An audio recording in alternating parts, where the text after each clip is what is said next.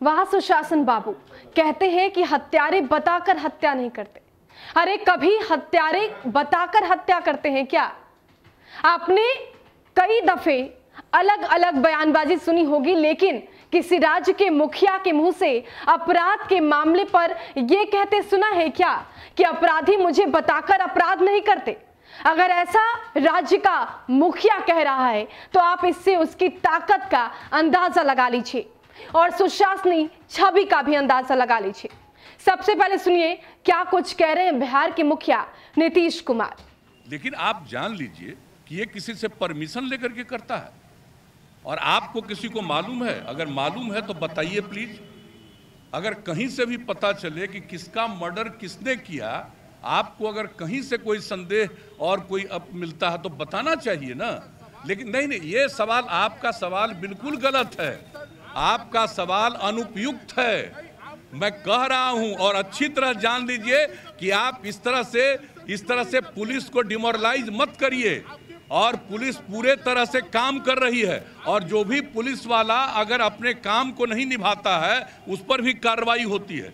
आप जरा गौर करके देख लीजिए, पहले क्या होता था, हम आप ही से पूछते हैं, क्या था 2005 के पहले? क्या था? कितना हिंसा, कितना अपराध, किस तरह से होता था?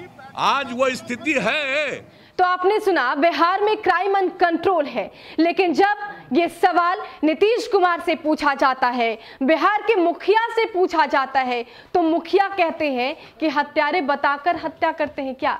अपराधी बताकर अपराध करते हैं क्या? इसका मतलब तो यही समझा जाएगा कि नीतीश कुमार की कलेजे में और सुशासनी छवि में उतनी ताकत नहीं है कि उनसे अपराधी थर थर कांपे। तो फिर बैठक करने का क्या परिणाम?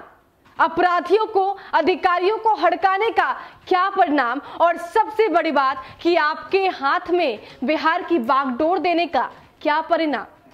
अगर आपसे बिहार नहीं संभल रहा तो बता दीजिए, लेकिन ऐसे तो मत कहिए कि हत्यारे आपको बताकर तब हत्या करेंगे।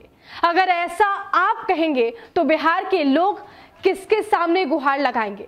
बिहार के लोग किससे ये सवाल पूछेंगे कि बिहार में अपराध क्यों बढ़ रहा है, जब बिहार का मुखिया ही ये कहे कि हत्यारे ने बताकर हत्या नहीं की?